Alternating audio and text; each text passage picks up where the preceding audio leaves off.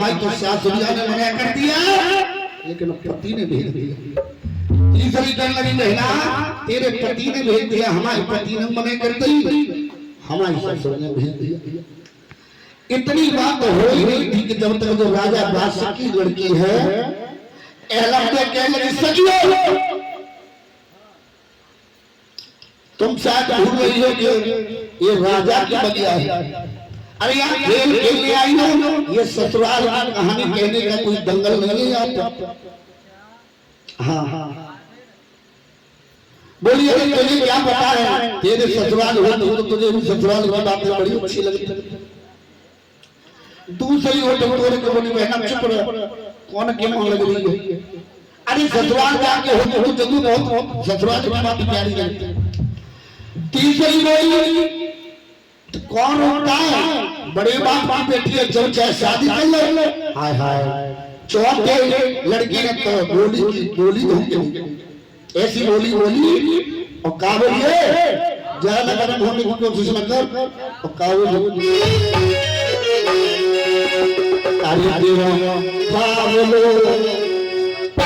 ओ दीदी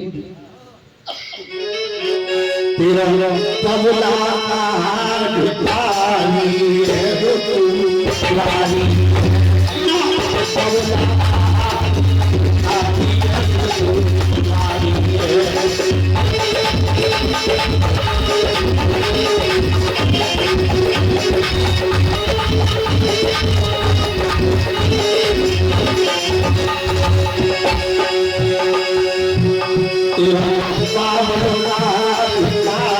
है वो तू रानी तेरा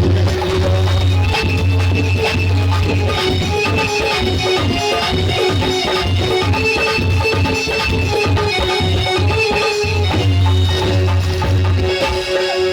और बोली सुनो मेरा 5 वर्ष तू हमसे बड़ी है,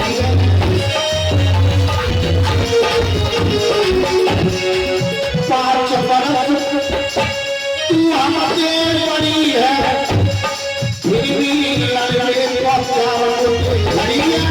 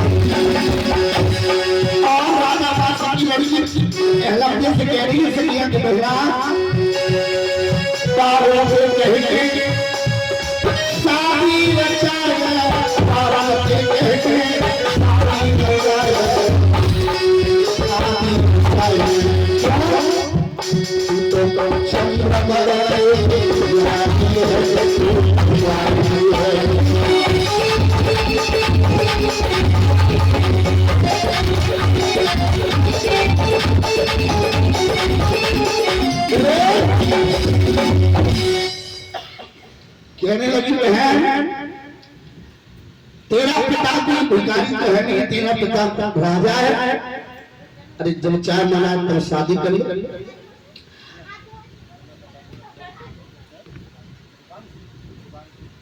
और ये भैया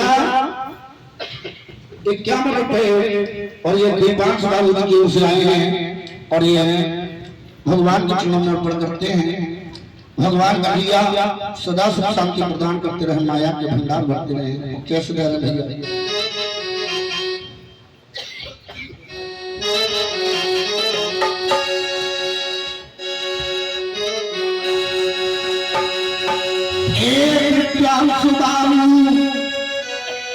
सभा में आए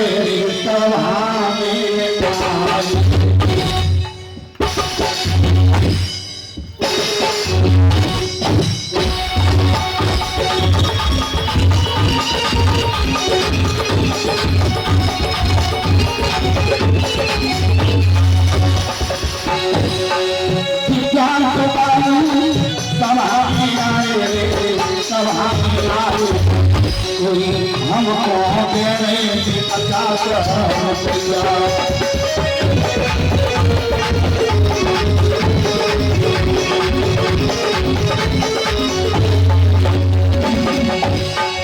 तुमने मांगे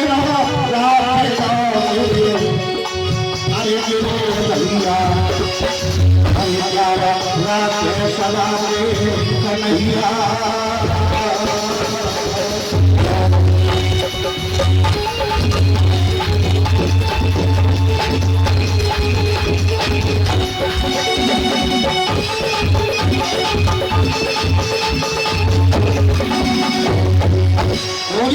भगवान की ताना का गिरकारी के बारे में कैसे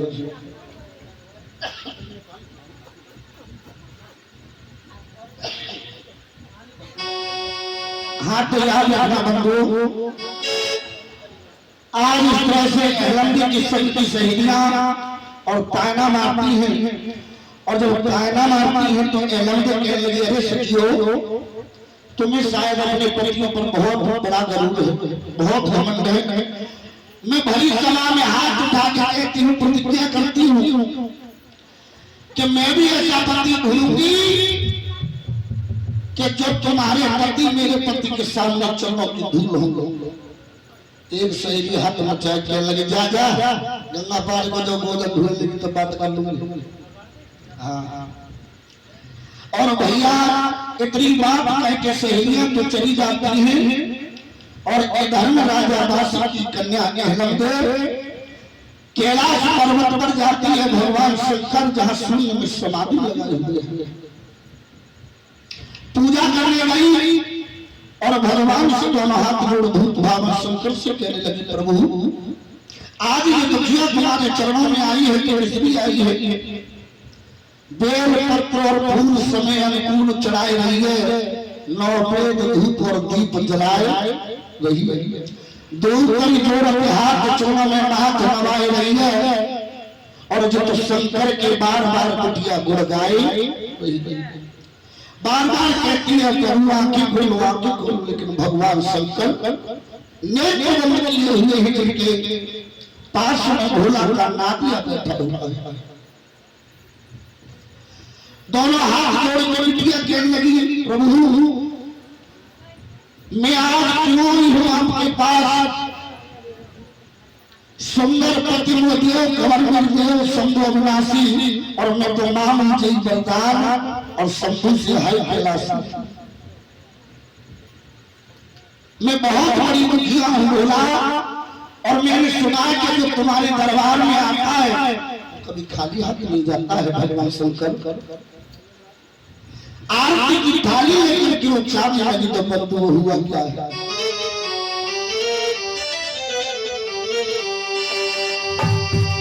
आरती करिया चाली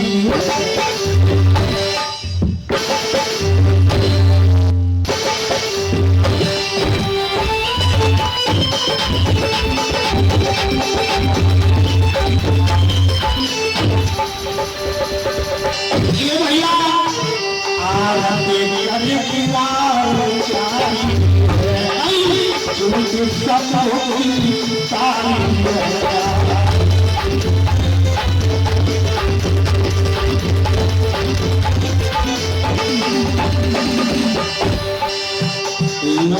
है लगे कपुरानी है सुकरेला बकुमारी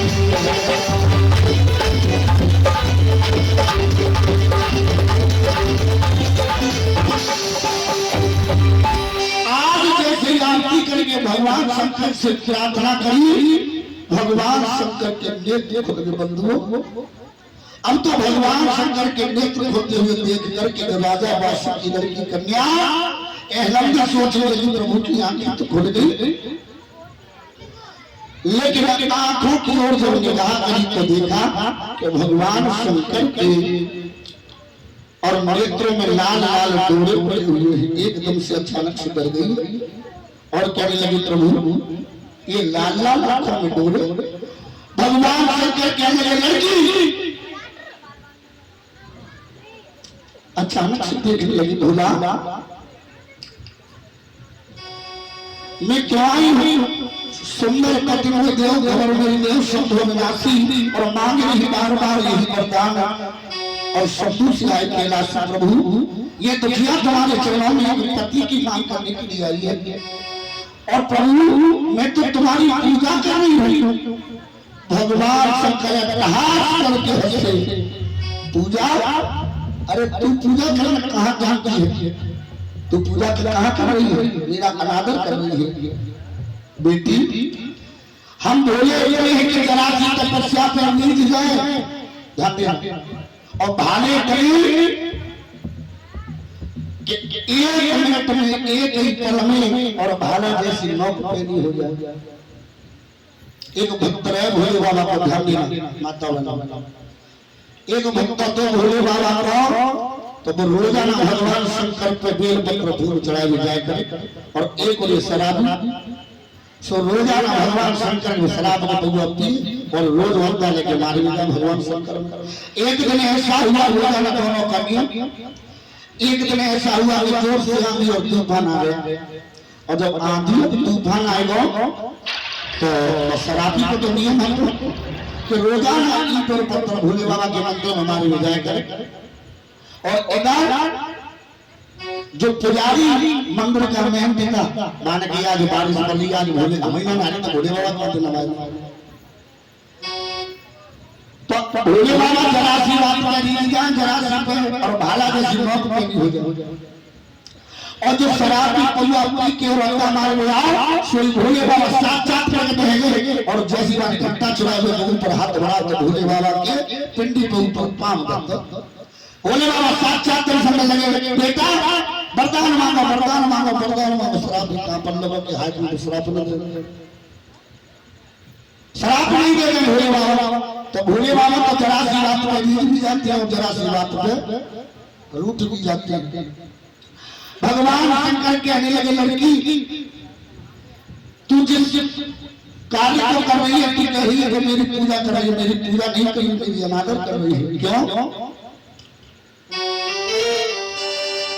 तेरी पास बेल पत्थर यरा फूलरी चढ़ाए दिया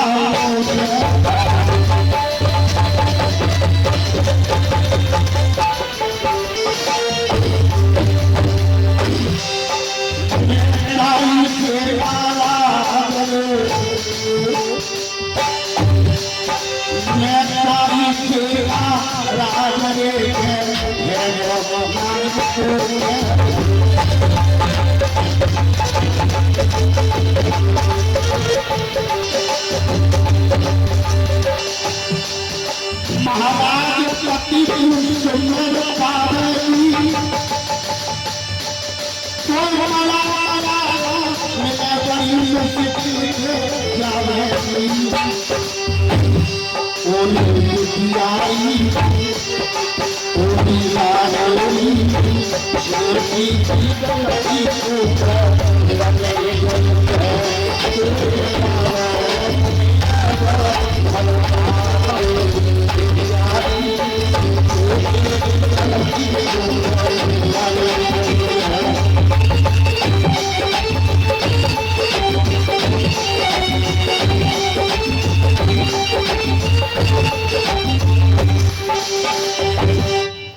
जवाब दिया कि मेरे पास है बेल पत्र और फूल चढ़ा दे मुंह पे और ताई से दुखिया नाराज नहीं है गयो तो महाराज पति तू सुंदर कर पावेगी लेकिन तू मरो मरायो मिले बड़ी मुश्किल से जिंदा कर पावे।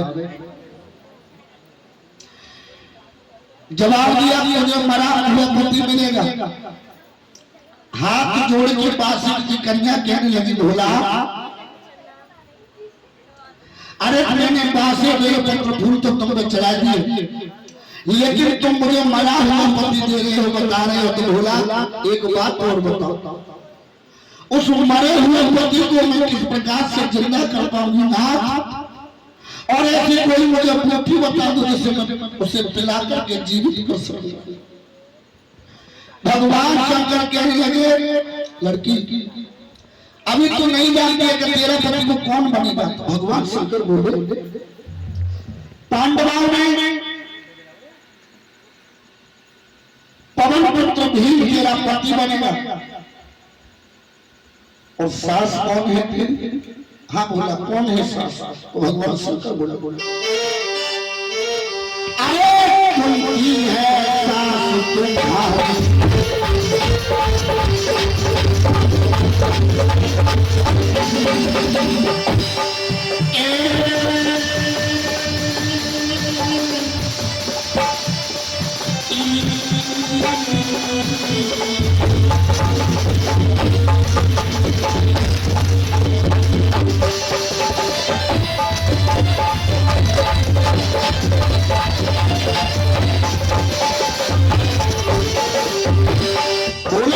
तुम्हारी, बेटी अरे कुंती है सास तुम्हारी,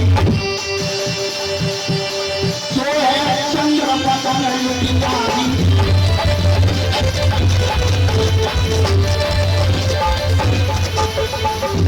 और बेटी जो तेरी सासुरिया करती है बारे में भूल और कभी है कौन सी भूल करिए भूल लड़की पानी भावनी मेरी बिटिया और मैं तो सुनने वाली कथा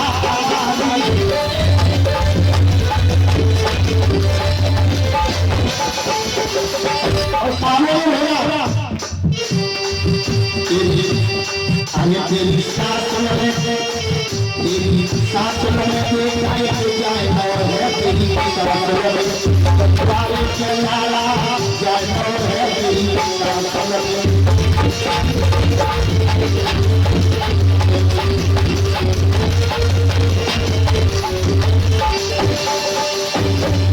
चली चली भोला की बारी चली चली भोला की बारी भोला की बारी भोला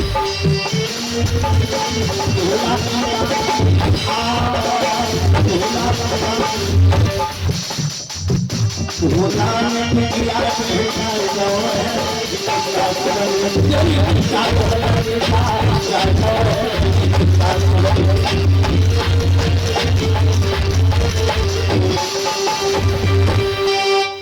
जवाब दिया बेटी तुम्हारी सास का नाम है कुंती, लेकिन बेटी एक सासुरिया ने तेरी बहुत बड़ी भूल करी है। कौन सी?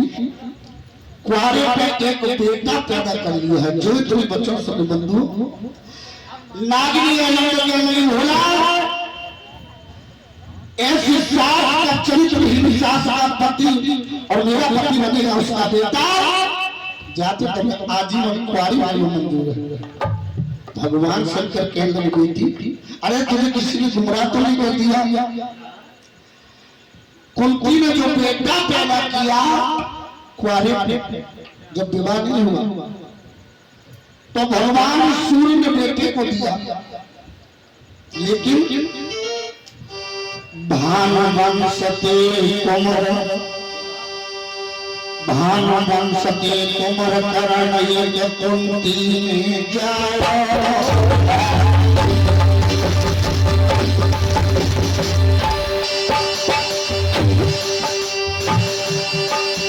ये भानुवंशते कोमर यज्ञ कुंती में जाओ।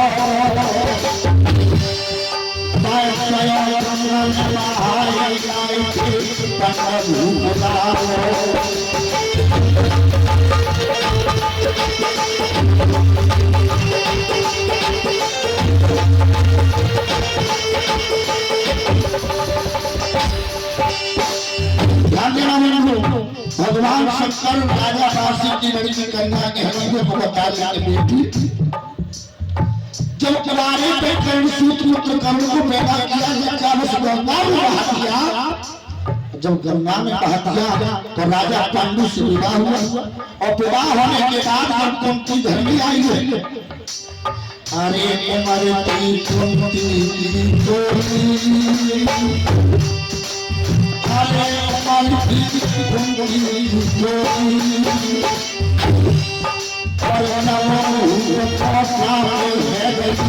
काया सब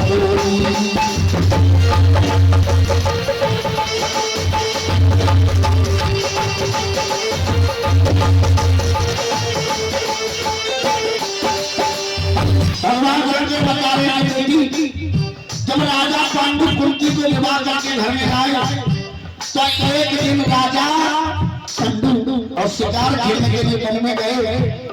इधर हिरण और हिरनी में मैथुन हो रहा था, मिल रहे थे दोनों। इधर राजा ने बाण को छोड़ा है, हिरण खत्म हो जाता है। हिरनी ने देखा, राजा को श्राप दे दिया है, धूप मैं अपनी पति हिरण से मिल गई थी तो चल मैं तुझे श्राप देती हूँ कि अगर तू अपनी पत्नी के पास पहुंचेगा तो तू खत्म हो जाएगा, तेरी मृत्यु हो जाएगी और तू कोड़ी हो जाएगी। ये राजा पांडु को और श्राप लगा हुआ था एक हिरनी का।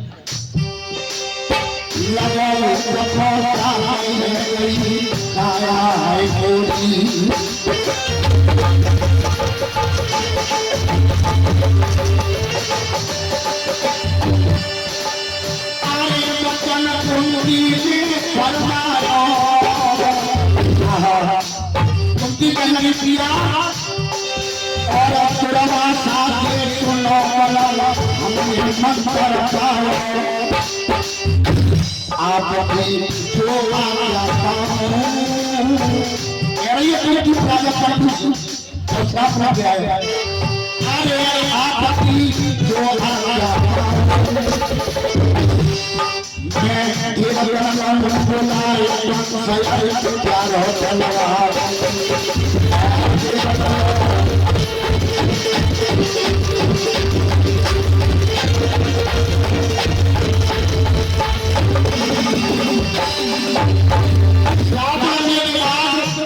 कुंती की लगी साहब अब हमारे औलाद को भी हो सकती है, लेकिन अगर तुम आज्ञा दो तो दुर्वासा ऋषि महात्मा के हमने मंत्र सीखा है जो कि हम संतान पैदा कर सकते हैं।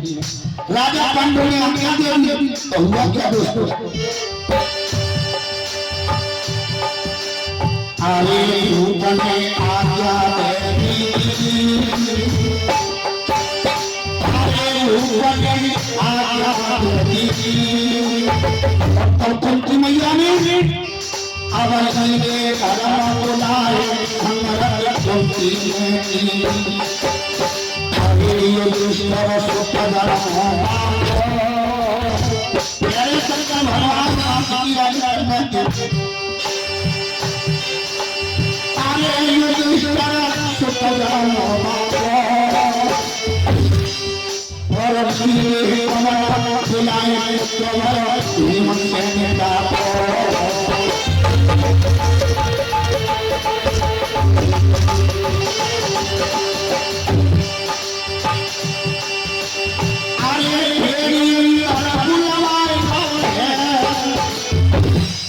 सबसे पहले राजा युधिष्ठिर को पैदा किया जो धर्म थी और धर्म को 7 दिन में रखा जिनसे युधिष्ठिर नाम का पुत्र पैदा हुआ।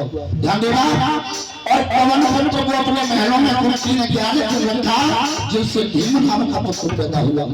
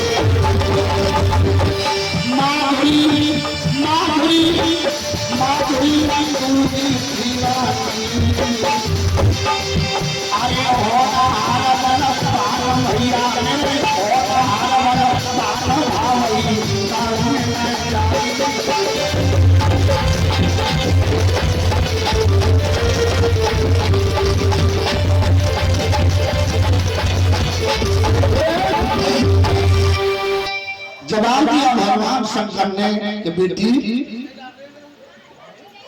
7 दिन युधिष्ठिर के पिता धर्म को महलों में रखा जिससे युधिष्ठिर नाम का पुत्र पैदा हुआ कुंती और राजा पांडु के। ध्यान देना।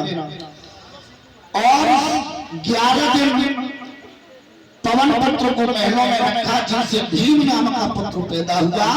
उसके बाद देवराज इंद्र को मनाया मंत्र के द्वारा मैया कुंती ने, जिनसे अर्जुन नाम का पुत्र पैदा हुआ। और इधर माधुरी नाम की जो राजा पांडु की दूसरी पत्नी थी, जो कुंती की सौत थी, एक दिन ऐसा हुआ तो दोनों हाथ जोड़ के और माधुरी कुंती से बोली, बहन अरे तेरे तो तीन संतान हैं, तीन बेटा है, ऐसा कोई एक मंत्र महुआ दे दो जाते मेरे बेटा पैदा है।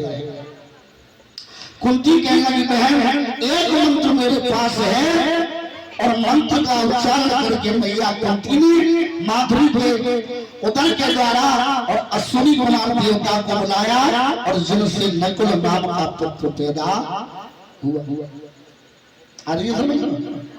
नकुल नाम का पुत्र पैदा हुआ। और बंधुओं 4 पुत्र घर में पैदा हो जाते हैं, युधिष्ठिर, भीम, अर्जुन और नकुल। और ये सहदेव किनका था? ये राजा पांडु का सच्चा पुत्र था सहदेव। एक दिन ऐसा हुआ कि राजा पांडु शिकार खेलने गए, लौट करके आए तो राजा पांडु का एक नियम और था, माता बहनों, कि सूर्यास्त होने के बाद जब सूर्य छिप जाते थे शाम के समय, तो वो भोजन नहीं करते थे। एक दिन ऐसा हुआ कि शिकार खेलने में समय अधिक काफी हो गया, लौट करके आए तो कुंती बोली, बहन आज तो शाम हो गई है, सूर्य भी ढल चुके हैं और पति भोजन करके भी ले गए हैं, ऐसा कोई उपाय हो जो पति भोजन कर ले। माधुरी बोली, बहन दीदी तुम तो बड़ी चमत्कारी हो, तुम्हारे पास कोई उपाय? बोली हाँ,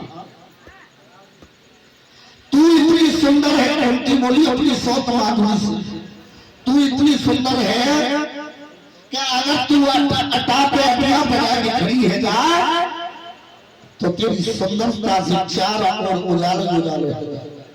और जब पति भोजन करे बाकी बात अटा ते नीचे उतरी हुई। बोली ठीक। बंधुओं कहते हैं कि होनहार बलवान ही डाले कभी टलते नहीं, और पाप की टहनी कभी फूलती फलती नहीं।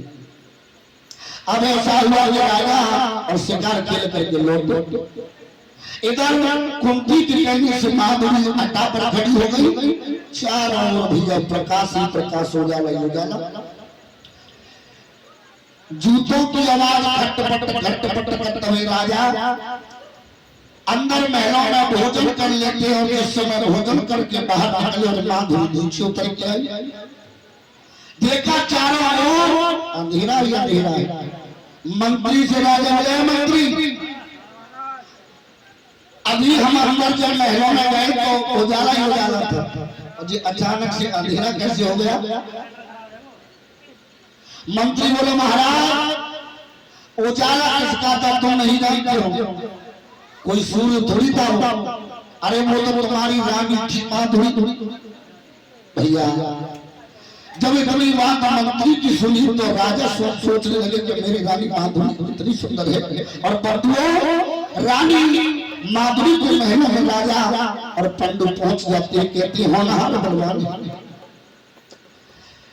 समय ऐसा नजदीक आया, राजा पांडु का रानी माधुरी से संभोग करते हैं। राजा रानी माधुरी ने लाख मना किया कि पिया दूर से बतला लो, लेकिन मेरे बदन के हाथ में रखो। लेकिन होनहार घड़ी नजदीक आ गई थी बंधुओं, और राजा पांडु जैसे रानी माधुरी के बदन पर हाथ रखते और उसी के श्राप के कारण और राजा पांडु की मृत्यु हो जाती है। भगवान शंकर कहने लगे, एक करके वो मही पत मर गए पिटिया सुन ले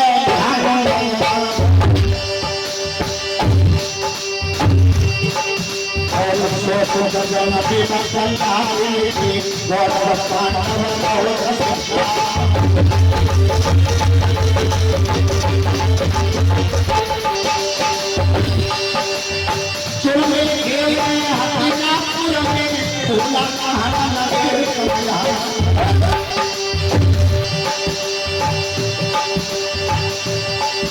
और एक दिन में तूरियो मन तेरे दिया मेरे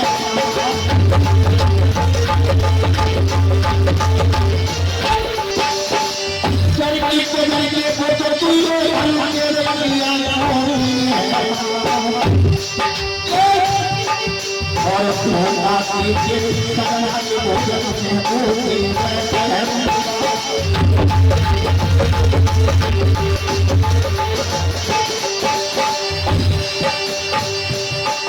और भोजन की गंगा में पिटिया के आगे ला सबे की और मेहनत नहीं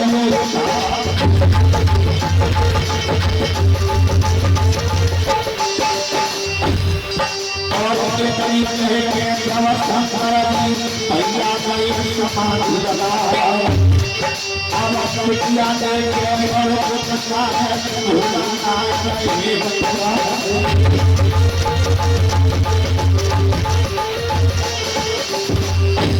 भैया हो हमारा इबादत ठाकुर से भगवानी की हो हमारा इबादत ठाकुर से भगवानी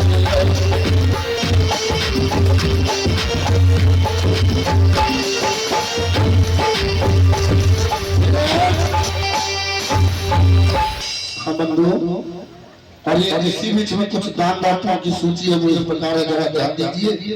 और जो भक्त दान से वंचित रहते हैं उनसे मेरा निवेदन है कटोरी दान दीजिए।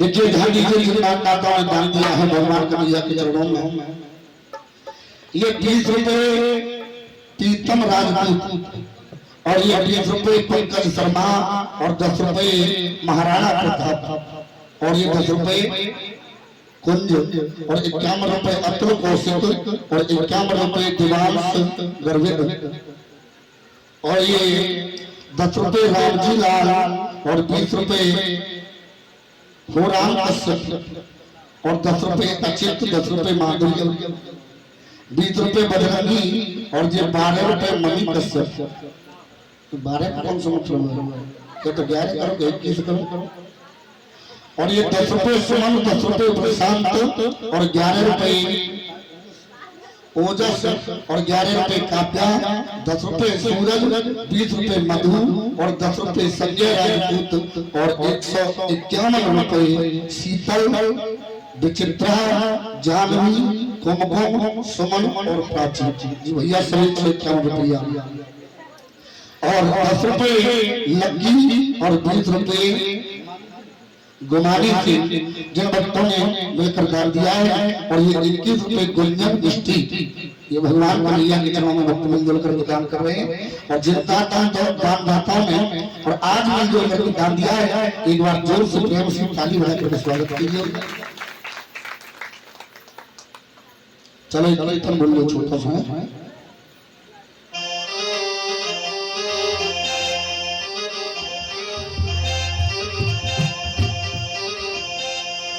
ताली बजा के बोलिए उस समय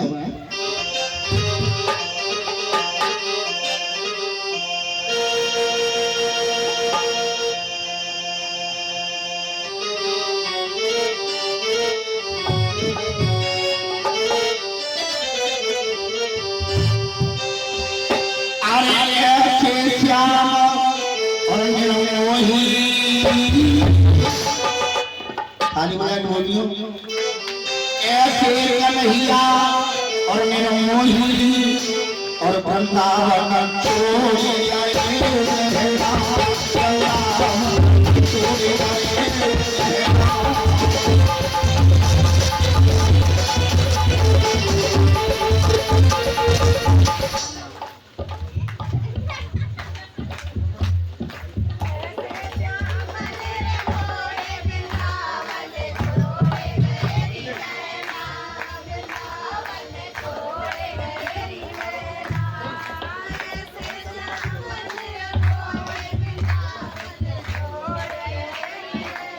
और भैया ये हमारे गोवर्धन भैया हैं गोवर्धन भैया और 10 रुपए दे रहे हैं हनुमान के चरणों में और कह रहे हैं पंडित जी ऐसी गाली गाते रहो। कहा क्या क्या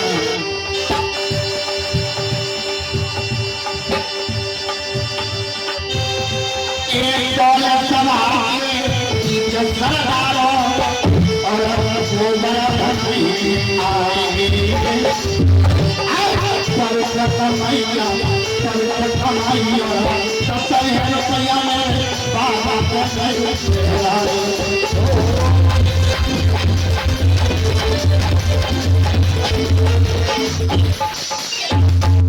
बोलो अरे ऐसे श्यामा मोही वृंदावन छोड़ गए।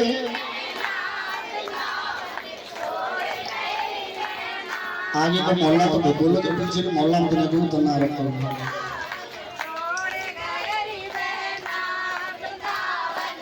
अब आवाज मार के नहीं ये कन्ना कोई चुरा लिया जाता है देखो दिन मान पते हैं कि तुम हो जाओगे हम मन से बोलो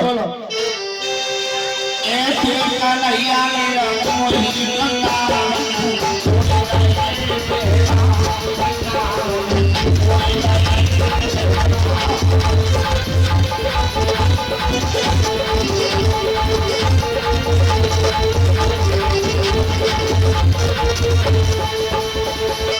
ये तो ताली बजा रहे हैं तो फिर उठ के नाच लो। हाँ ऐसे आनंद आया है प्रेम से तालियां बजाते हैं और जो ताली न बजावे भाई अपने अपने पड़ोसियों के समय तो बगल में लेते थे। लेकिन लीजिए अगर पड़ोसी को नहीं तो प्यार करते हैं 4-5 को जो है होती सच्ची मोर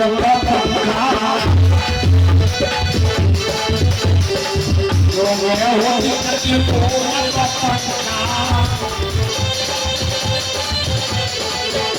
और भैया आए श्याम पे आके मक्का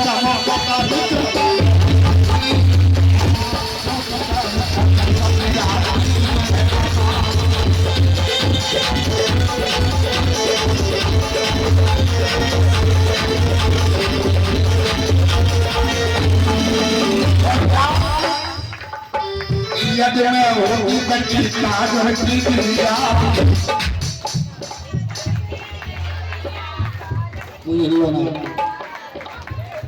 ऐसी आवाज में तो भगवान का नैया की क्या चीजें दे दो दुनिया में जी मालूम यद में होती बच्ची काज हट्टी किया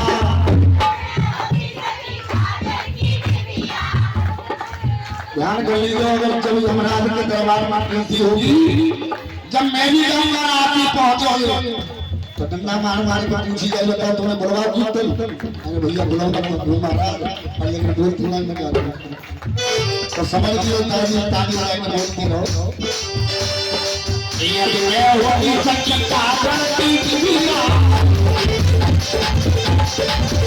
तो कागती अरे क्या मेरे नाना मेरे श्यामा दादा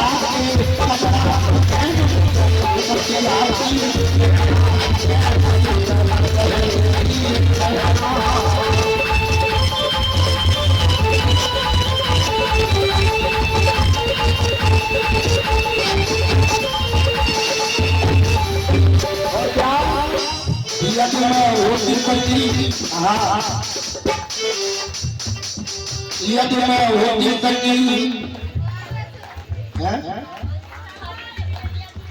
लो ना यदि मैं होती सकी पाँच की यदि मैं होती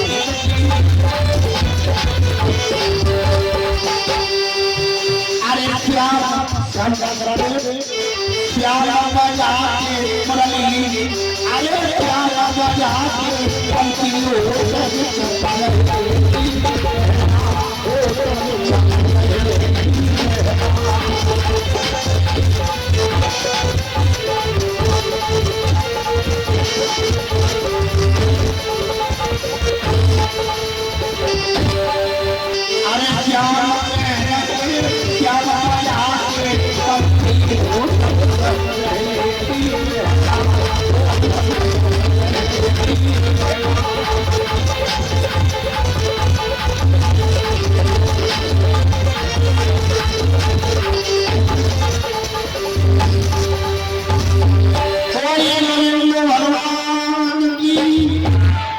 अच्छी कर जय कर दो। हाँ भैया आइए थोड़ा समय का अभाव लेते हुए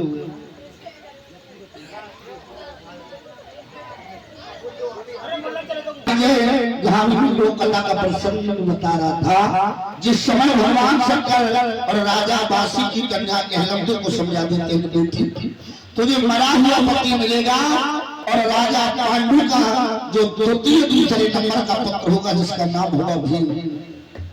तेरे पिता के यहाँ पर अमृत का कुआं है कूप है और जाकर के तू अपने पति के प्राण बचाना चाहे तो भोगवती गंगा में जाकर के सुबह मृत पत नहाना और जिस समय बैठे हुए गंगा में लाश दिखाई दे कैसे कैसे घर उठा के ले आना और अमृत पिलाए उसे जिंदा कर लेना। इतनी बात कह के भगवान शंकर समाधि लगाए और इधर वो कन्या बिटिया कहलमदे लौट करके अपने पिता के घर में आई। माँ ने पूछा, नारिनी ने पूछा बेटी इतने दिन से कहाँ गई थी? तो सारा वक्त तो बताया कि माँ मैं भोला की योगी बन के रह गई। अब इधर का दास्तान खत्म करके थोड़ा इधर हस्तिनापुर का दास्तान सुनिएगा। इधर कौरव और पांडवा भाई भाई ज्यादा कोई फैसला नहीं। दुर्योधन कौरवों में 100 भाई और पांडवों में 5। दोनों में खेल खेल में बातें बढ़ जाती हैं। तो एक दिन दुर्योधन और भीमसेन कहने लगे भैया आज कोई खेल खेला जाए। और आज खेल कौन सा खेला जाए? खेल क्या हुआ कौन सा जो लकड़ी जमीन पर रख देती है और सब लोग पेड़ पे चढ़ जाते हैं।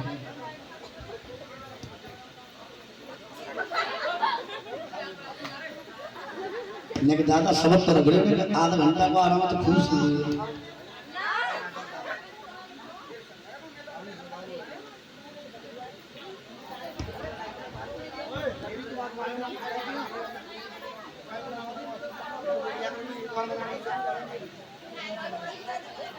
आता यूवी पे तो लगा रहा हूँ वो तो आगे में तो मार होगा तुमको है बस में अरे मैं चला आधा घंटा का सब्र कर लो। खूब नाम से मैंने मना नहीं किया क्यों ना चला हो या बाहर को हो कोई भी पास ना आवे तू यार हम चल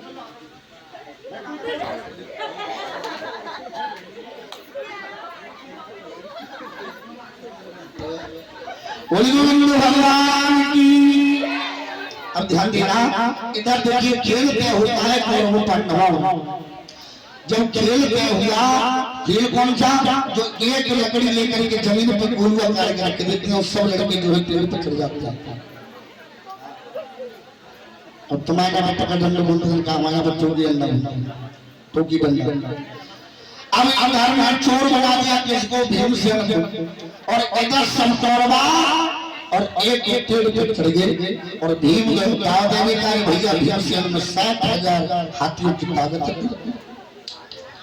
अब खेल का दाव देने के लिए गया इधर लकड़ी को लिया और फेंका और देखा कौन कौन पकड़ो कौन कुछ सब पेड़ पे एकदम जब भीमसेन के गुस्सा में आए के और पेड़ की कोड़ियां पर जी धन बल्ले और एकदम से झटका दो तो सब कौरवा भीड़ की तरह से नीचे गिरे। दुर्योधन कह गया वापस घर के लौट के आया और इधर भीमसेन ने मन में सोचा कि बड़े भैया दुर्योधन नाराज हो गए तो आज चलो मनाया। और दुर्योधन को कौरवों को मनाने के लिए इधर पांडव भीमसेन और गदा लेकर के और कौरवों की सभा के लिए चलो। और इधर भैया जो आते हुए दुर्योधन ने देखा कहने लगा आइए भीमसेन आइए। अब अंदाजा लगाना कि लड़ाई की जड़ कहां से बढ़ती। आते और दुर्योधन एकदम से अट्टहास करके हंसा और क्या लगा आओ भैया काम बोलो। अरे तो मेरे छोटे भैया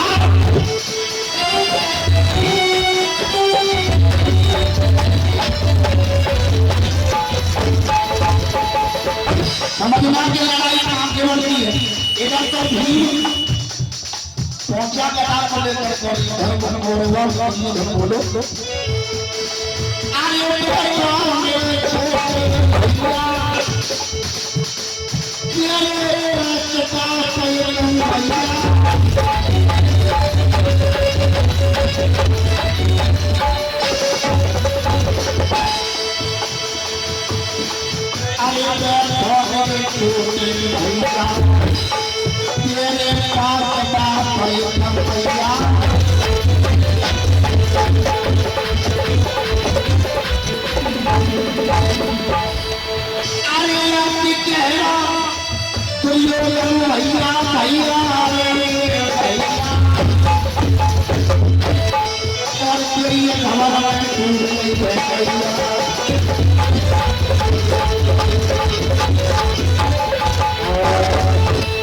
दुर्योधन हत्या भीमसेन से बोला कि आओ भैया बैठो मेरे छोटे भैया और तेरे 5 बाप और 1 मैया। और ये भैया जो थोड़ी बात सुनी भीमसेन कहने लगे भैया दुर्योधन क्या तुम हमें गाली दे रहे हो? दुर्योधन कहने लगा भीम हम तुम्हें तो गाली नहीं दे रहे लेकिन अगर तुम समझना चाहो तो तुम्हारी मां के ऊपर ये और कीचड़ उछा लगा रहा है। उन्हीं पर भीमसेन लौटा गयो शल्य के पास करी अरदास करके आयो। भीमसेन अपने मामा शल्य के पास पहुंचे गयो शल्य के पास करी अरदास करके आयो और मामा शल्य उन अंग सुमन में आज मेरो मान घटायो। अरे मामा शल्य जिनकी हीरे की भी दोनों फूटी हुई है और आज वो अंधी का बेटा और हमसे बुलाए कि तेरे 5 बाप और 1 मां। मामा अगर उसकी कोई चेक तुम्हारे पास हो तो हमें बताओ। तो शल्य बोलो कि हम चेक बताओ उनकी है बाप पूर्ण कोई छिड़की और कोई जावे कोई जाने न मेरे मन की और तुम जइयो सभा कौरवों की सभा में जाना और महाराज कहे दुर्योधन के पैर क्या कि तेरे 5 बाप 1 मां। शल्य कह रहा है महाराज कहे दुर्योधन के पैर और तुम तो कहे कि हसीना तो तेरी कुलपति हो बेचे। अगर जब वो कहे कि तेरे 5 बाप 1 मां लेकिन तुम कह देना ठीक है भैया लेकिन वो सोई दुर्योधन पे तो साल कर जाएगा। अब आप लोग सोच रहे हैं कि वो की क्या चेक है। देखिए जब धृतराष्ट्र दुर्योधन के पिता और आंखों से अंधे थे और विवाह करके गांधारी को लेकर के आए तो गांधारी ने पति को देखते हुए तो आंखों से पट्टी बांध ली थी और एक दिन भोसर के नाम के राक्षस ने और दुर्योधन के नाम गांधारी को छेड़ दिया और उसका कत्ल और मृत्यु उसी दुर्योधन के हाथों से हुई थी और इसलिए उसको चेक बना दिया और उसी चेक को लेकर के भैया तो भीमसेन बड़ा प्रसन्न हुआ और गदा लेकर के फिर और कौरवों की सभा में पहुंचा और जब पहुंचा माने तो फिर भी बात कही आओ बैठो मेरे छोटे भैया और तेरे 5 बाप 1 भैया। जब इतनी बात आई सोई भीमसेन एकदम से हंसी और कहने लगे ठीक है भैया दुर्योधन लेकिन वो हाय हाय अरे दुर्योधन चले अरे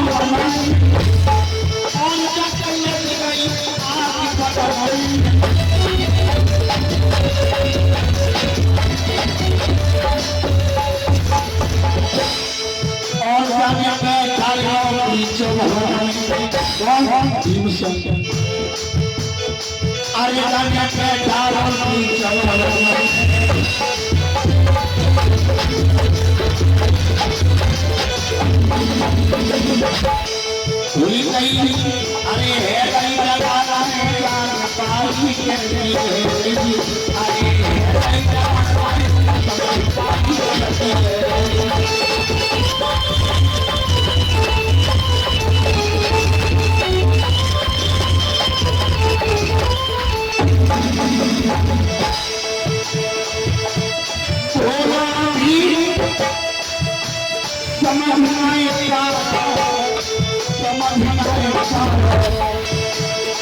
मेरे आधार के समझ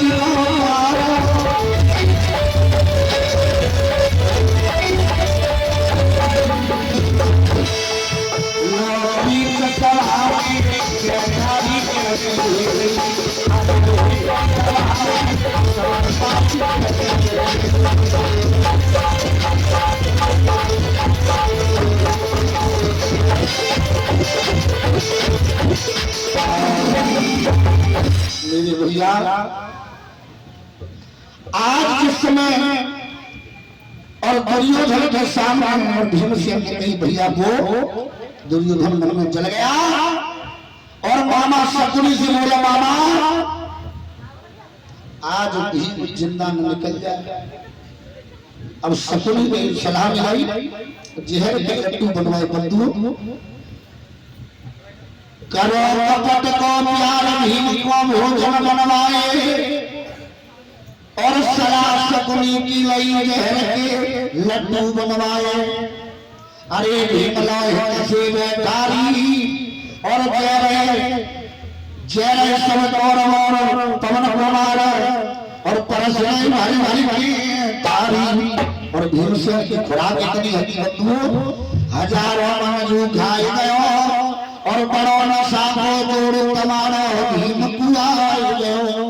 आंख करके दोनों पथरानी और शकुनी मामा कहरो तमई सौ भैयन के बानी लाश लगे अवई उठाए दीजो और जाती तो गंगा में फेंक देर मध्य पलकी लगाई दीजो जाके हाथ पैर पकड़ के गंगा में फेंक बंधुओं समझना इधर तो सल्लल्लाहु अलैहि भीम और इधर दुर्योधन के शकुनी को सच पूछा जाए ये महाभारत नहीं होता कहते लोग कि द्रौपदी नहीं होती तो महाभारत नहीं होती। लेकिन मैं भी कह रहा हूं कि इधर पांडवों की तरफ शल्य और उधर कौरवों की तरफ मामा शकुनी दोनों साले एक एक तरफ बड़े हुए बंटी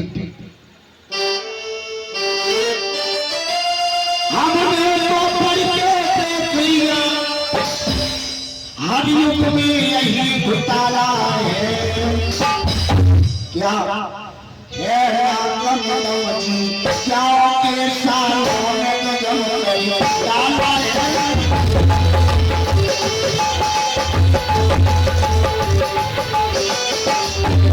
भैया इधर भगवान कन्हैया पांडवों की तरफ और मामा शल्य और उधर कौरवों की तरफ अकेला शकुनी उधर के तो कान भरे हुए जिनकान भरे महाभारत के होगा। लेकिन एक साला दोनों तरफ ना कोई सारा बार बहुत कोई गुरु मत मानी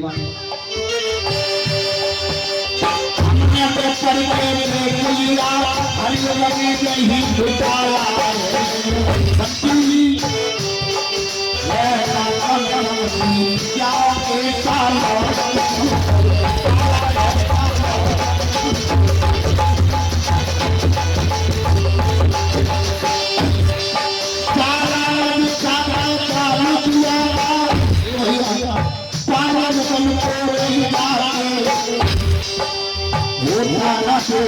निकाला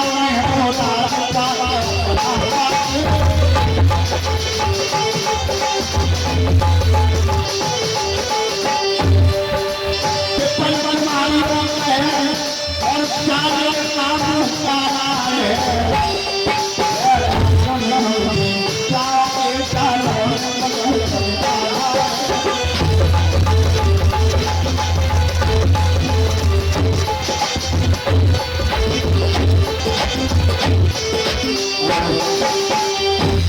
सालाना छाता जाल हुआ का पांडवों को नहीं जाते और होता ना देश निकाला होना वो राजपाट अपना प्राप्त। अगर ये साला पुरानी का पेट जमता तो 18 दिनों में 18 अच्छों की सेना महाभारत में समाप्त नहीं हो जाती बंधु। इधर तो कपट का प्यार करके और कौरवाओं ने भीमसेन के भोजन में जहर के लड्डू बना के दे दे। हजारों मन खाए वो भीमसेन और भैया हमेशा को जोर बढ़ो। सोई शकुनी के कहवे के कौरवाओं में बहती हुई गंगा में और भीमसेन को छोड़ दिया। इधर तो भीम की लाश बहते हुए जा रही है और उदार राजा बासी की बही गाड़ो एलम दे रोजाना नृत्य प्रतिदिन और अपने संग की सहेलियों को लेकर के गंगा स्नान के लिए जाया करती है और रोजाना विनती प्रार्थना करती है कि माँ ऐसा वो कौन दिन होगा कि जो मेरे पति की लाश मुझे से गंगा में बहते हुए मिलेगी। बैठे बैठे लाश और एक पार से दूसरी पार पर पहुंच जाती है। ध्यान देना, लाश पर निगाह पड़ गई बिटिया एहलम की शंकर भगवान वाली बात जो थी वो याद आने लगी और सखियों से कहने लगी बहना जो लाश बहते हुए दिखाई दे रही है जब बाहर निकलवा दो। एक सखी बोली बहना तू बड़ी नादान है, बड़ी बावली है। अरे जो मुर्दा का तू क्या करेगी? अब बात हमारे कौन सी भाई मुर्दा के क्या करेगी? तो जवाब दिया बहन इससे पहले बाहर निकलवा। दूसरी कहेगी पागल यहाँ पर भूत प्रेत रहते हैं और जो मुर्दा की नाम की लाश है क्या चक्कर पड़ रही। लेकिन तुम समझ में नहीं आई। दोनों हाथ जोड़ के बार बार विनती करी राजा वासी की पुत्री ने कि बहन अरे दीदी इस लाश को बाहर निकलवा। एलम की बात सुन के और सब सैनिक की सखी पानी गंगा में अंदर घुस गए। अब भीमसेन की लाश को वैसे पानी में बदल पड़ जाती है। बड़ी बड़ी जल खींच पाई जब पार पे बिल्कुल खींच गई जो बाहर निकालो समय लगी मैं मरी जाएगी जाके क्या करेगी कहने लगी बहन जाके तो मैंने 2 माह से गंगा जी नहा किया रही हूँ। क्यों कौन है ये? तो सारा वृत्तांत तो बताया कि भगवान शंकर ने और हमें वरदान दिया है। ये राजा पांडु के पुत्र भीमसेन है। बहना ये भीमसेन है? बोले हाँ। तो फिर ये मर कैसे गए? जवाब दिया मर कैसे गए? तो रोई गई और एहलम अपने संग की सहेलियों से बोली है सुनो भैया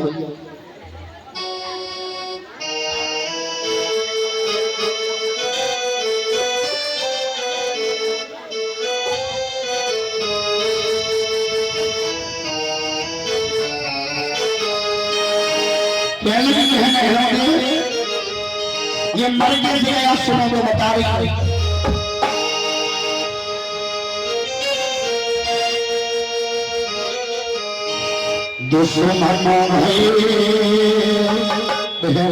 इसके साथ में धोखा हुआ है। अपनी संग की सहेली को बता रही है दुश्मन भय और चचेरे भाई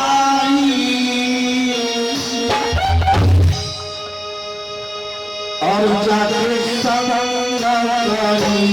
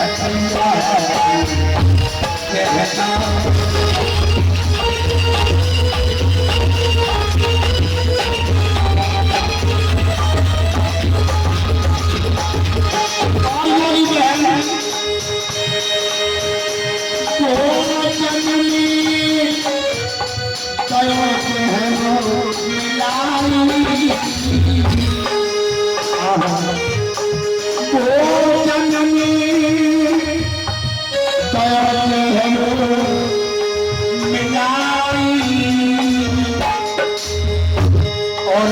काशी में गए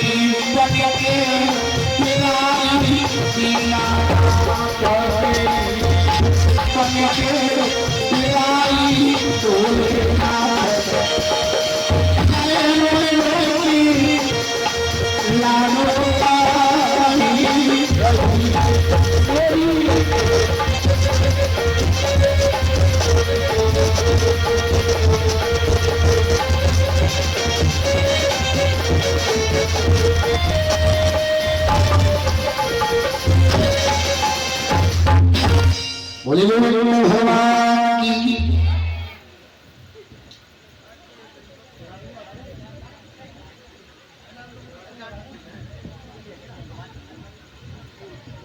हाँ बंदो और ये 10 रुपए के राजपूत 10 रुपए यशपाल राजपूत और 20 रुपए भास्कर 51 रुपए मानेंद्र और 51 रुपए प्रीतम पंकज रविंदर और तीनों भाई मिलकर के दे रहे हैं और 20 रुपए वर्षा और 51 रुपए जितन और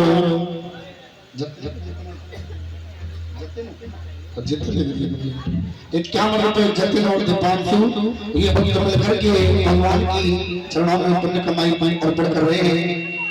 भगवान का नैया सदा सुख शांति प्रदान कराते रहे, माया के भंडार भरते रहे और दिन दो रात चौगुना बढ़ा करके कन्हैया सदा से भक्तों के नैया के पार लगाते रहे। किनार प्रेम से सच्चे दरबार की भगवान की। आइए अब यहाँ से केवल 20-25 मिनट की कथा और ध्यान से सुनिएगा कि किस प्रकार से मरे हुए भीम का विवाह और कन्या राजा पासी की पुत्री यमदे से होता है। ध्यान दीजिए।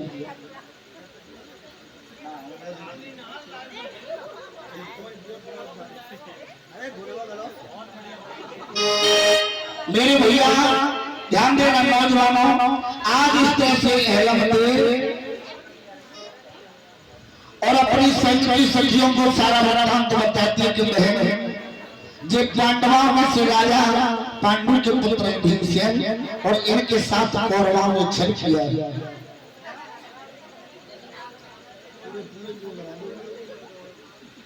और तो आज के समय लाश को उठवा करके संग लेकर के बोले हेमंती अपने बहनों में ले आती है, उस लाश को ध्यान देना। संग की सहेलियां मना करती है बहन ऐसे मरे हुए को लेकर तू करेगी क्या? जवाब दिया मेरे पिता के हाथ में अमृत है और अमृत से इसके प्राण बचाऊंगी। और भगवान शंकर ने मुझे वरदान दिया है कि यही मेरा होने वाला पति है। अब भैया संग की सहेलियां और उस लाश को खिंचवाने लगी। तो खींचते जाए धक्का से मारते जाए, लेकिन भीम करने का तो वजन होता।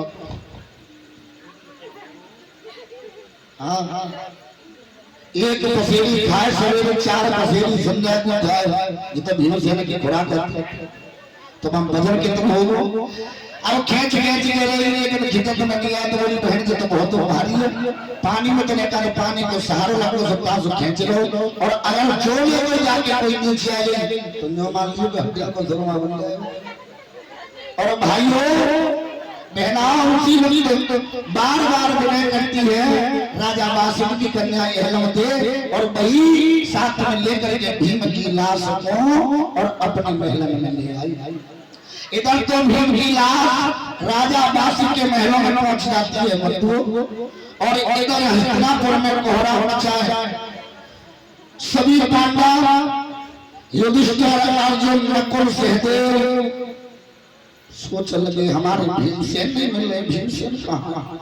सहदेव पंचांग होशियार पत्र देखा करते थे। जवाब दिया युधिष्ठिर ने, भैया सहदेव आज भीमसेन का पता नहीं चला है कि भीम कहाँ है। पत्रा खोलो और देखो। पत्रा खोली तो सहदेव ने बताया, भैया अब भीम भैया और इस संसार में जीवित नहीं है। बंधु बाकी सब पांडवों के पैरों में धरती खिसक गई।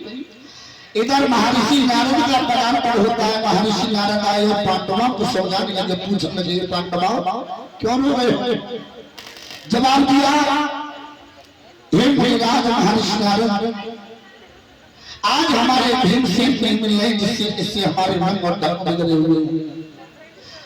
महर्षि नारद सारा वृत्तांत समझा करके देते हैं कि पांडवों घबराने की आवश्यकता नहीं है, तुम्हारे भाई भीमसेन के साथ छल हुआ है। कहते हैं कि होनहार बलवाने टाले कभी गलती नहीं और पाप की टहनी कभी छूटती और फलती नहीं। महाराज लगे जाते हैं दुश्मन को दाव और ऐसे देरी के संग सोच समझ के धरो पाओ। तो भैया देरी के संग सोच समझ के हमेशा पाँव धरना चाहिए, न जाने कौन से वक्त छल कर। महर्षि नारद कहने लगे, दुर्योधन ने और तुम्हारे भीम को धोखे से जहर दे दिया।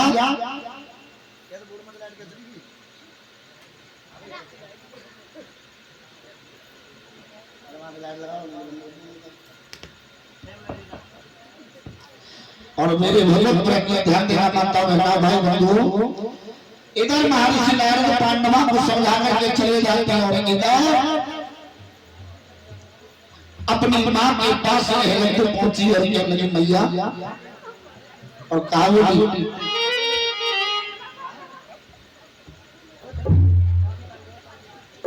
मेरी मैया को मिलते कहीं और मैं अमृत दियो मंगाए। हिमा पिताजी से कहने अमृत मंगाए। और जुबान इतनी बात सुनी पाए हमीदे की मां ने नागिनी ने कि बिटिया कहाँ मंगा रही है बेटी? अमृत। और अमृत कौन को दिए जाते हैं? मरी वही मृत। नागिनी बोली, बिटिया और ये है तू जो बता जा अमृत को कहा करेगी? अरे पागल, अरे नादान, जब अमृत की आवश्यकता और अमृत की जरूरत तो मरे भाई को दे तो क्या जरूरत पड़ेगी? सारा वृत्तांत बताया। भैया एक मरे हुए मुर्दा को मैं घर में ले आई और वो कोई और नहीं, भगवान शंकर ने हमें वरदान दिया है कि भाई हमारा पति बनेगा। ओ भैया इतनी बात है मुझे की सुनी भैया कहने लगी, बेटी पागल नहीं हो गई है? अगर तेरे बाप ने कहे को सुन के मरी वही मुर्दा को उठाए लाई है ती तो कहां चले तो मेरी पूरा निकाल दिया। हाँ भैया कहने लगे, जवाब दिया, पिताजी कहे कि कैसे अमृत मंगाए थे? बोली तेरे पिता है तो बात करूंगी। पास आया, ध्यान देना ज्यादा नहीं, केवल 20 मिनट की कथा में। जब बासी शाम को और कचहरी बंद करके घर आया तो नारी बहुत सुरक्षित थी रखते की मां और दोनों हाथ जोड़ के बोली, महाराज कार्य सुमंत्री करणे सुदासी और भोजने सुमाता सैने सुरम्भा। कार्य सुमंत्री, मंत्री की तरह से कार्य करना, करणे सुदासी दासी की तरह से टेल बजाना, भोजने सुमाता माता की तरह से भोजन कराना और सैने सुरम्भा ब्रह्मा की तरह से पलंग पर आराम देना हर पत्नी का कर्तव्य होता है महाराज। और रानी राजा से वासिक से कह रही है, हे प्राणेश्वर, हर पत्नी का कर्तव्य होता है। वैसे मैं तुम्हारा सम्मान करती हुए एक बात, एक सलाह देना चाहती हूँ। क्या कि तुम्हारी बेटी विवाह की योग्य हो चुकी है और सलाह आजकल की देवी देती हमारी माता बहन गोस्वामी जी ने चौपाई में लिखा है एक ही धर्म एक व्रत नेमा और सादर साध सद्गुरुपति प्रेम है लिखिए ना लेकिन अब आज भी कलियुग में देखो माफ करनी है हम बात नहीं कर रहा एक ही धर्म और एक व्रत नेमा बंटी और काम छोड़ो सब चलो सिनेमा और सिनेमा तो बंद है जो काय को जमाना फोन को इंस्टाग्राम फेसबुक व्हाट्सएप चीज है घरे में जो छह महीने क्या ये सिनेमा तो है बच्चा की कर रही है तो ध्यान देना माता बहना ऐसा नहीं होना चाहिए।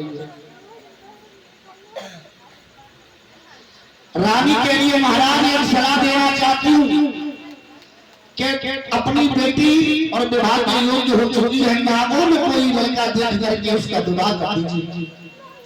जवाब दिया हम जाएंगे और आज शाम को अपने मंत्री से सलाह भी करेंगे कचहरी में और चिंता मत करो कल तक कोई लड़के का इंतजाम कर देंगे। जवाब दिया हे प्राणेश्वर मैं कोई और बात कहना चाहती हूँ तुम समझने की कोशिश करो।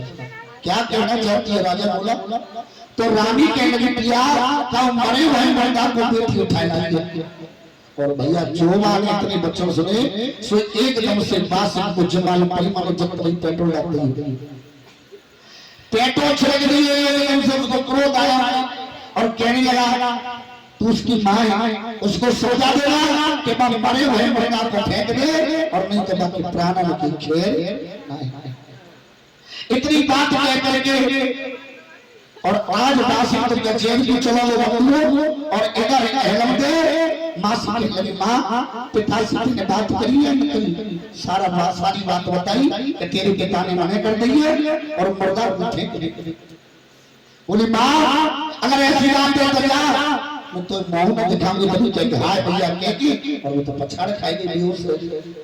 हाय जो समझ रही भाई आगे नहीं कि एक ही तो बेटी और जो मर गई तो 12 निगम डालना बंधुओं 22 में और नागिनी ने अपनी बेटी अहलम के काजे और एक गेंद बनाई गेंद लेके संग की सहेली को लेके चली और कहां पहुंची जहां पर पहरेदार राजा वास के पहरेदार और उस अमृत के कुआं में पहरेदारी कर रहे गेंद को खेल खेलने लगी।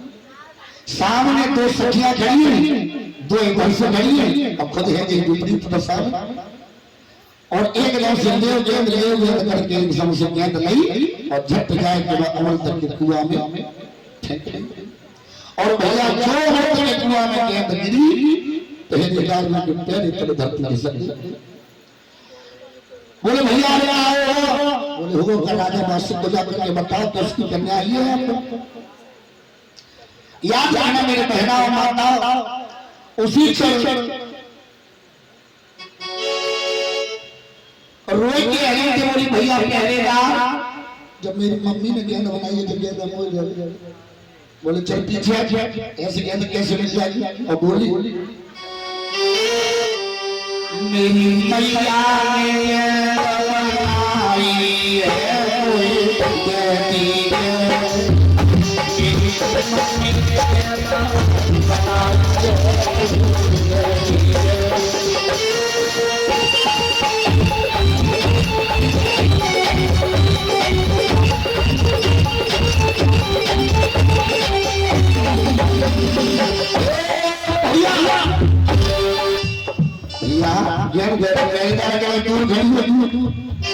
तो बोली नहीं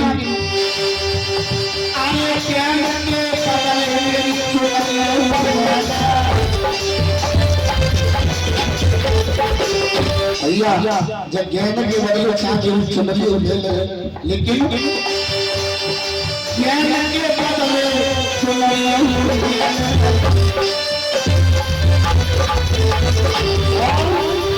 जितो कीला आई है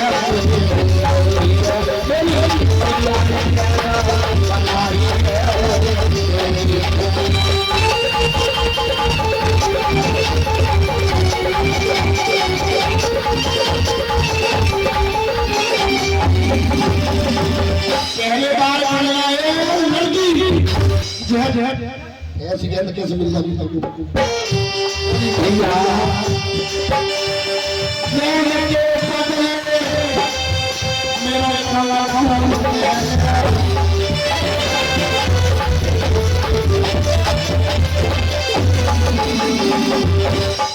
गेंद के बदले चमना ले लेकिन मेरी गेंद बोली गेंद के बदले मेरा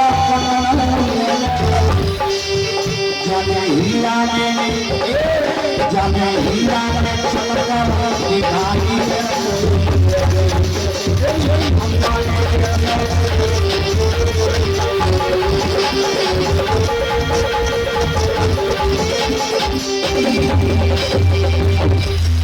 आज इस प्रकार से रो रो करके गए मंदिर और पहरेदार से कहती है अब ये पहरेदार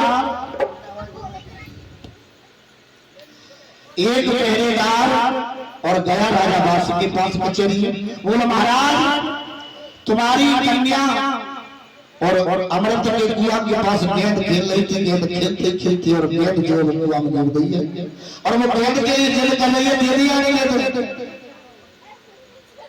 पहरेदार की बात सुन के पास दांत पीस के बोला माला जब पहरेदारी के लिए हमने तुम्हें घर कर दिया है तो ऐसे आ कैसे आएगी चाहे मेरी कन्या हो चाहे कोई हो तुमने आने क्यों दिया और आ भी गई तो फिर खेल के फिर नहीं दिया बोले महाराज क्या करें बोले घबराओ नहीं एक काम करो और राजा बादशाह ने 22 समय तक दूसरी गेंद बनाई और कहीं के चलो गेंद को ले जाओ और बाकी दे दिए गेंद कहीं जाएगी अब भैया दूसरी गेंद बाकी हाथ में बोले काम होना क्या दे और गेंद लेके बाकी और कह रही घंटे मेरी गेंद नहीं बोल गेंद और कौन दूसरी गेंद लेके वो अमृत के कुआं में जब गेंद गई अब तो पहरेदार में अच्छे का छूट जो बंधुओं अब बादशाह जिंदा नहीं छोड़े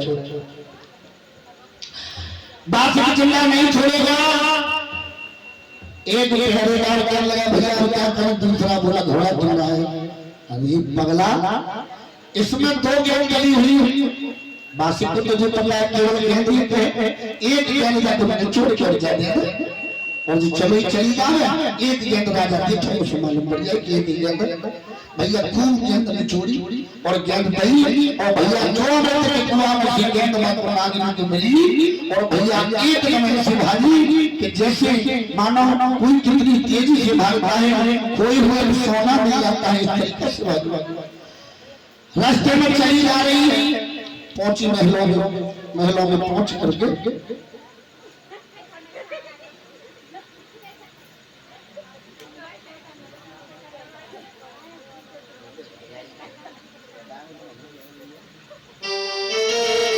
और मेरे भैया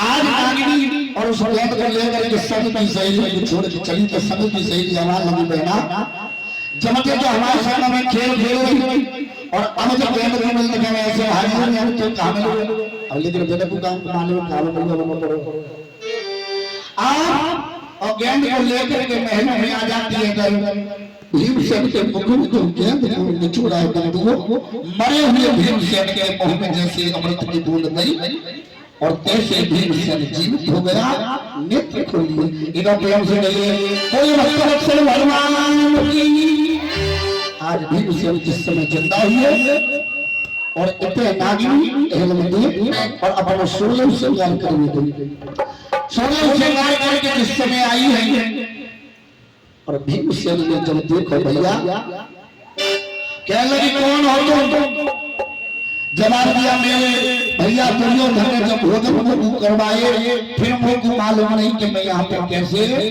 पहुंचाए सारी बात बताई राजा बादशाह की कन्या अहलम देने के महाराज भगवान शंकर ने हमें वरदान दिया है और तुम पति बनोगे और यहाँ के राजा बादशाह नहीं और उनकी मैं कन्या हूँ दासी को अहलम कहते हैं भैया जवाब दिया अमृत के पीछे और मेरे पिता मेरे भैया मेरे थल्ले दिखते बंधुओं और आज भीमसेन कहने लगा अगर ऐसी बात है तो घबराओ ना, आज तुम्हारे बात कोई देखना है। भीम से उठे और राजा बादशाह की जब कचेरी लगी हुई है वहां पहुंचा। इधर नागों ने देखा रास्ते को भैया कहाँ आगे बढ़ा चला जा रहा पीछे। अरे भैया जवाब दिया, जाकर के पास से कहते तो उसका तमाम मिलने दे दिया है। एक नाग बोलना चला गया महाराज वासिक से, बोला महाराज वो तुम्हें गाली दे रहा है और ये कह रहा है कि तुम दोस्त तुम्हारा बना दो। दांती को फीस के पास बोला है इतनी बात सुनकर तू हमारे पास चला है, एक भुसकार मार के मुझे भस्म कर दे। बंधुओं इधर तो भीम से क्रोध में धर्म सोना हुआ क्या।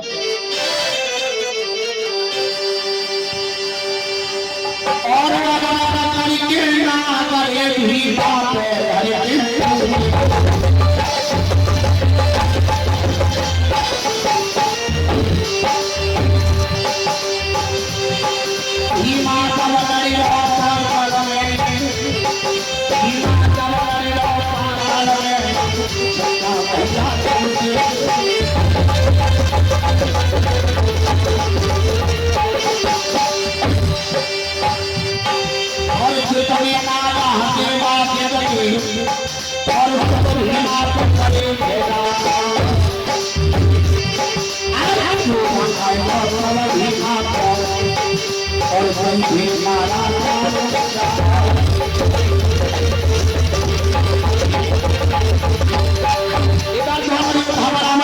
इधर में तो राजा बादशाह के और 15 सब लोग साफ है और भगत इधर भी और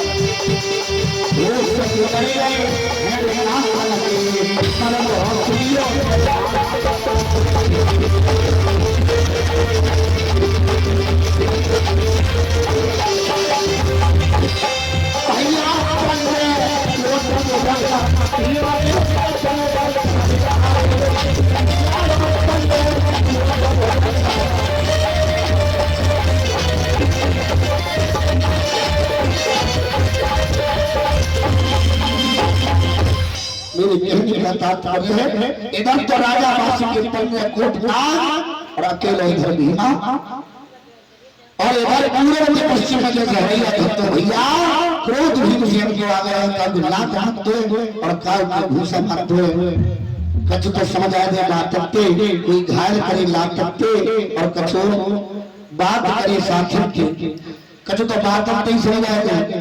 अब भैया तो अपने कोट भुजे भुजे से कसवा न करे और जब कब्जान हो गए राजा बादशाह की तरफ में भीम से बड़ा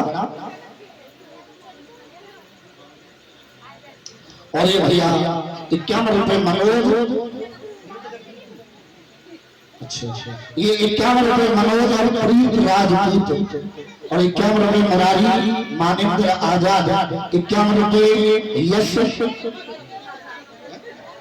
भासु यश और भासु दोनों भाई मिलकर के और 51 रुपए दे रहे भगवान करिया सदा सुख शांति प्रदान करते रहे।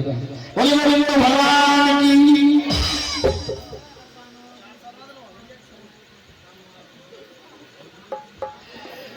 याद रखना मेरे मेहमानों आज भीमसेन ने जिस समय पातालपुरी में राजा बासी की कचहरी में मारा मार मचाई है, राजा बासी की तरह भीमसेन बड़ा और कहने लगा ससुर साहब नीचे उतर आ राजगद्दी से।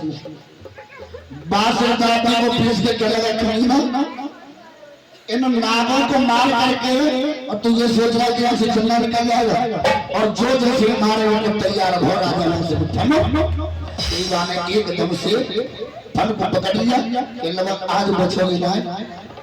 और भैया इधर तो भीमसेन और लजनवा राजा पास थे और इधर एहलमदे क्या लगी मैं तो भाई बहन जैसी होती तैसी की तैसी होगी। क्यों बड़ी मुश्किल के चंदा कर पास हो वो पिता जी आज में पहुंच गया तो नागन के कितना मुश्किल आवे। हां और भैया केवल 5 मिनट जाना घोड़ा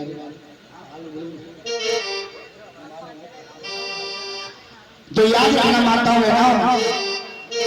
अब इधर सखी ने जाकर के बताया तो दौड़ी दौड़ी है और जाती है तो इधर देखा राजा बासिक में और पवन पुत्र भीमसेन में मल्लयुद्ध हो रहा है।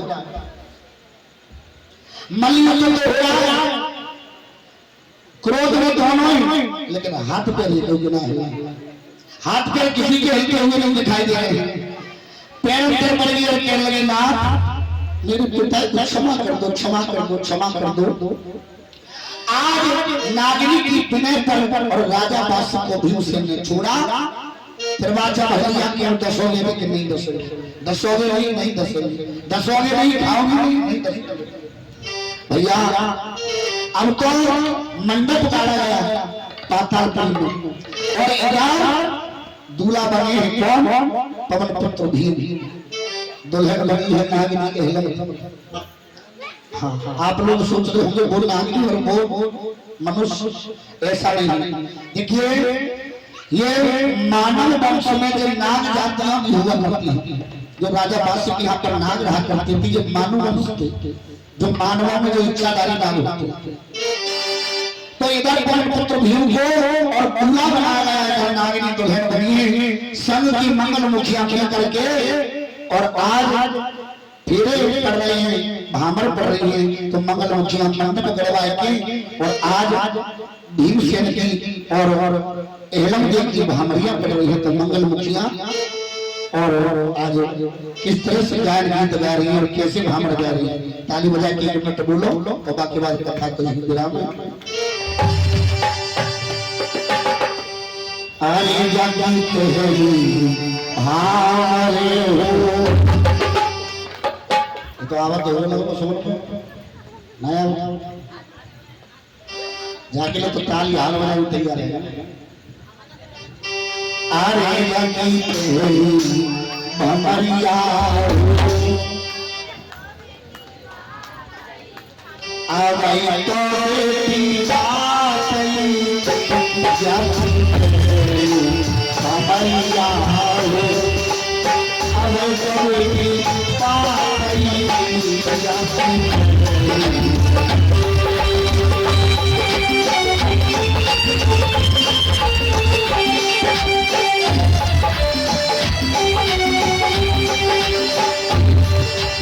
नागरी बनी भीमसेन बने हथेला और इधर में समतार ताकि ताकि भैया कुछ कानों में कह रहे हैं कि ये नाग जाति की लड़की और मानव वंश में जा रही है। भैया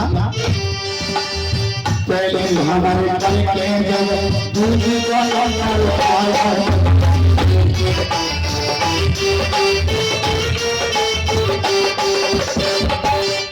अरे पहले हमारे कल के जब दूसरी एक नाम कोने भीम जान में आया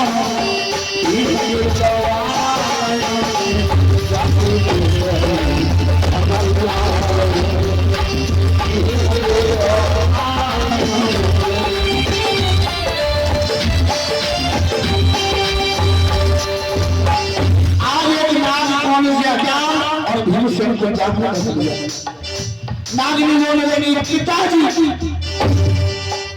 वजन कर दिया, वचन देने के बाद भी और तुम सभी को कर दिया। अरे मर्दांगी तो तुम्हारी उस समय थी तो तुम्हें मार मार के धूल बना दिया। अरे अभिरत के तलवा से ऊपर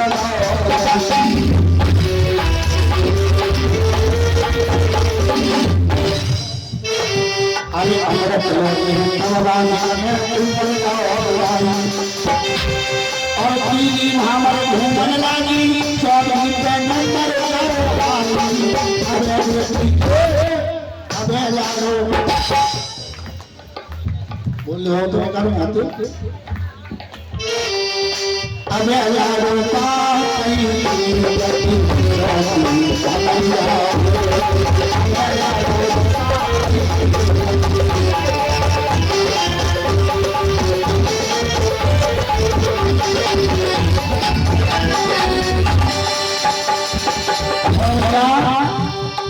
चौथी हमारे लड़के जनता चली को मरवाया और एक लाला के दोनों ही मना में खाया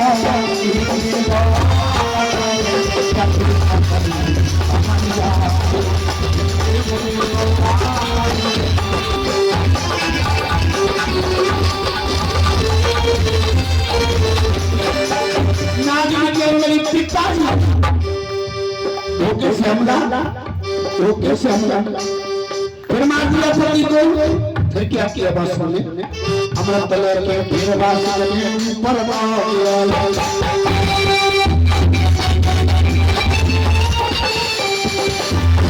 अरे अमृत तलवार के फिर बात सुनने ऊपर दियो गिराया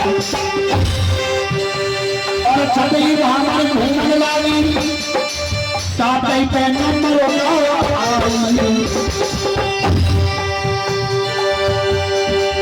साथी पे नंबर अरे जगदीश सकल हमारी जाओ अरे मना भाई किया रे चलता करन हमारी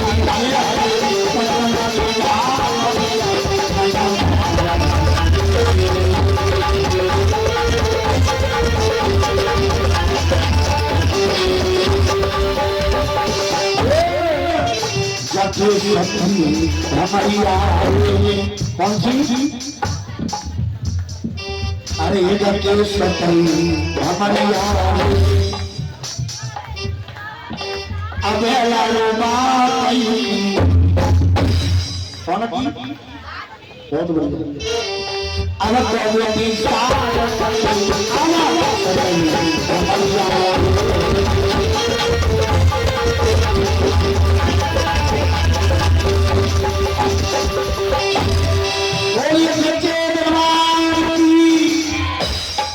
आज इस तरह से बंधुओं और परम पुत्र भीमसेन के साथ आए और उस राजा दासी की कन्या अहमदी का विवाह हो जाता है। केवल एक मिनट और ध्यान से सुनिएगा कि जब विवाह हो गया और जब विवाह होने के बाद लाखों मरिया और दान दी है राजा बासी ने भीमसेन और भीमसेन से राजा बासी कहने लगे भीमसेन अब तो तुम हमारे तमाम बन चुके हो और हम तुम्हारे ससुर हैं, पिता और बाप का नाता बन चुका है और तुम हमारे बेटा के समान हो। तो लेकिन हम भी तुमसे कुछ मांगना चाहते हैं तो हमें देने की चेष्टा करो। पवन पुत्र भीम बोला हाँ जो तुम कुछ मांगो हम देने के लिए तैयार, लेकिन जिस बेटी को छोड़ करके हमारी पत्नी है लंदे को छोड़ के चाहे कुछ मांगो। तो राजा बादशाह कहने लगे भीम सुनो, मेरी बेटी को लेकर के मेरी बेटी के संग और तुम इसी पाताल में से उड़ाओगे और मेरी बेटी को छोड़ करके नहीं हस्तिनापुर को मुझे वचन दो कि मुझे तुम छोड़ करके और मेरी बेटी को छोड़ करके हस्तिनापुर नहीं जाओगे। बंधुओं इतनी बात सुनी एलम के आंखें आंसू ढलक लगी और कहने लगी ये क्या किया तुमने, कुंती जैसी सास आप नहीं देख पाया बंधुओं। और बासी को वचन दे दिया भीम ने। इधर धीरे धीरे धीरे धीरे 14 महीना व्यतीत हो जाती है भीमसेन को राजा बासी की आवेती हुई। 14 महीना के बाद इधर दोनों जने आराम कर रहे हैं, विश्राम कर रहे हैं। ध्यान देना, विश्राम करते करते करते करते आधी रात का समय है। आधी रात को और पवन पुत्र भीमसेन को अपनी मैया कुंती की याद आ गई और कुंती की याद आई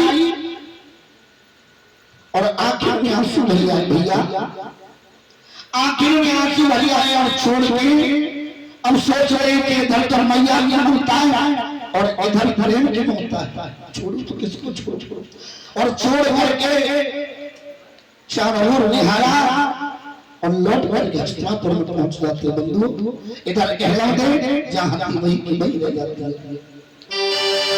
बोले बोले भगवान की इस तरह से विवाह हो जाता है। और इधर में जब अर्जुन ने हस्तिनापुर में सुनाया कि पवन पुत्र ये भीम और विवाह करने के बाद राजा वासी की कन्या और एलम को छोड़ आए। अर्जुन चले सोच रहे हैं कोई बात नहीं, भीम हम ले के लाएंगे, हम जा रहे हैं और तरकश बाण लेकर के चले। और इधर नागिनी की क्या दशा है बंधु, जैसे ही कितने प्रखलियां की बड़े बंधु गगन हो गया। सोचने लगे लक्षण देने के बाद हम छोड़ के चले गए। सुधी आई गई, सुधी आई गई है प्रिया की सुधी आई गई।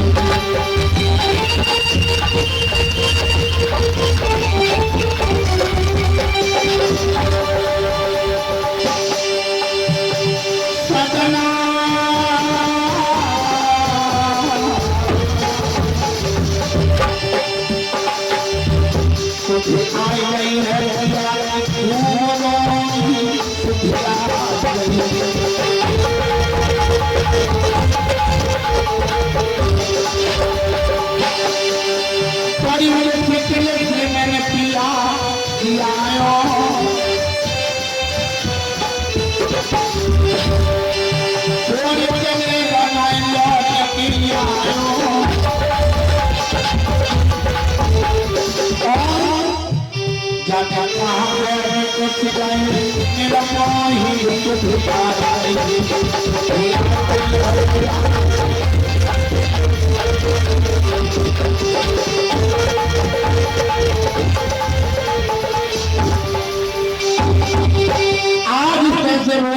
पागल सी दशा बना लेते हैं बंधुओं। और इधर अर्जुन और एलम के पास आते हैं। एलम का पता नहीं चलता है और बाबुल के बगीचा में जाकर के सिर पटक पटक करके पागलों की दशा बना लेती है। कभी हंसती है तो कभी रोती है। और इधर राजा वासिक की कचहरी में अर्जुन की लड़ाई होती है राजा वासिक से। राजा वासिक को बंदी बना लिया। बंदी बनाने के बाद किसी ने जाकर के सूचना दी कि एलम का प्रारंभ हो गया बंधु। इस तरह से आज पवन पुत्र भीम जैसे तैसे के तैसे रह गए। इस कथा को यही नाम दे दिया जाता है भगवान की, ठाकुर जी महाराज की। हम थोड़ी थोड़ी अपनी अपनी जगह पर खड़ी रहेगा। हाँ, और ना तो मनोरंजन रहेगा और ताकि बाद में बहुत सारे जाकर तमोस को रामोस को